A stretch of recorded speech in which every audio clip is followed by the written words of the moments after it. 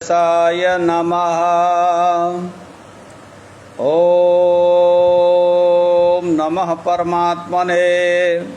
ओम श्री हनुमते नमः।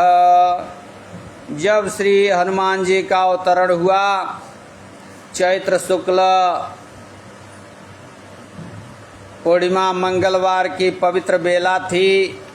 भगवान शिव अपने परमाराध्य श्री राम जी की मुनि मनमोहिनी अवतार लीला के दर्शन एवं उसमें सहायता प्रदान करने के लिए अपने 11वें अंश रुद्र से इस शुभ तिथि और शुभ मुहूर्त में माता अंजना के गर्भ से पवन पुत्र महावीर हनुमान जी के रूप में धरती पर अवतरित हुए।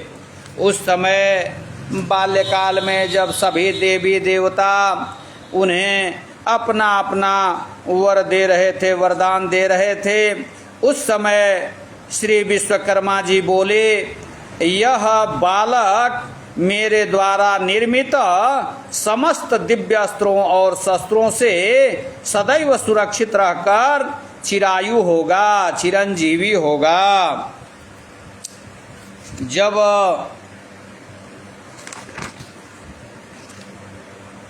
हनुमान जी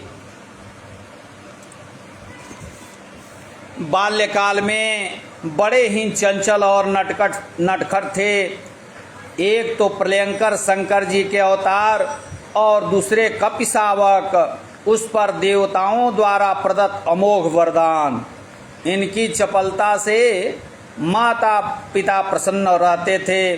मृगराज की पूंछ पकड़कर उसे चारों ओर घुमाना और हाथी को पकड़कर उसकी शक्ति का अनुमान लगाना तो प्रायः इनकी नित्य की क्रीड़ा के अंतर्गत था। कभी ये विशाल वृक्षों पर चढ़ जाते थे और कभी उसको विशाल वृक्षों को मूल सहित हिला देते थे।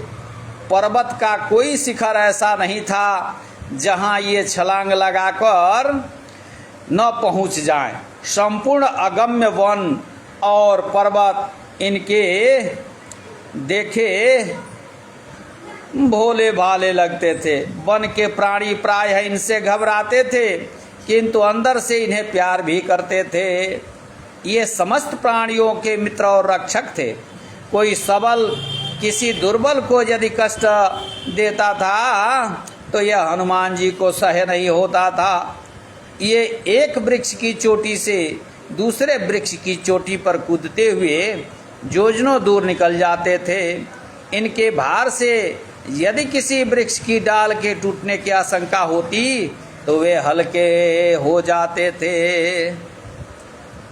वरदान जनित शक्ति से संपन्न हनुमान जी तपस्वी ऋषियों के आश्रम में चले जाते और वहाँ कुछ न कुछ ऐसी चपलता कर बैठते थे जिससे ऋषियों को क्लेश पहुँचता। एक ऋषि का आसन दूसरे ऋषि के समीप रख देते थे। किसी का मृग चर्म ओढ़कर पेड़ों पर कूदते या उसे किसी वृक्ष पर टांग देते थे। किसी के कमंडलू का जल उलट देते थे तो किसी का कमंडलू पटक कर फोड़ देते थे अथवा उसको जल में बहा देते थे। यह इनकी चंचलता कभी कभी मुनियों के लिए असह्य हो जाती थी। हनुमान जी जप करते मुनियों के अंक में कभी बैठ जाते थे, गोद में बैठ जाते थे।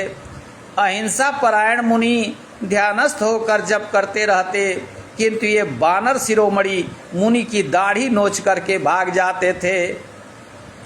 किसी की कौपीन तो किसी के पाठ की पोथी अपने दांतों और हाथों से फाड़कर फेंक देते थे।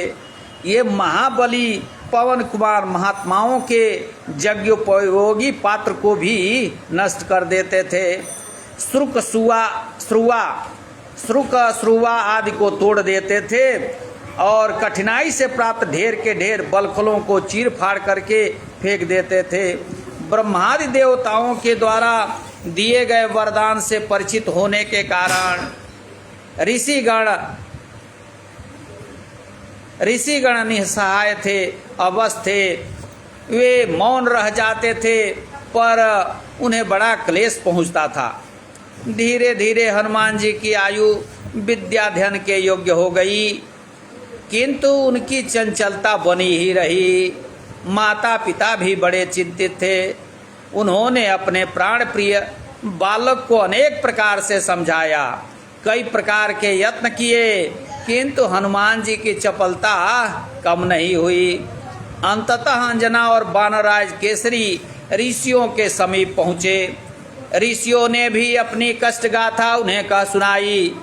उन्होंने ऋषियों से विनम्रता पूर्वक निवेदन किया, हे तपोधनो, हमें यह बालक बहुत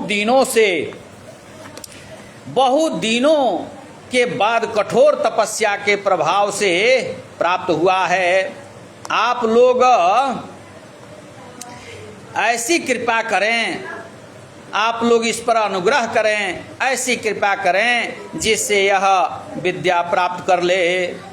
आप लोगों की करुणा से इसके स्वभाव में परिवर्तन हो जाए। आप हम दीनों पर दया करें। जब ऐसी प्रार्थना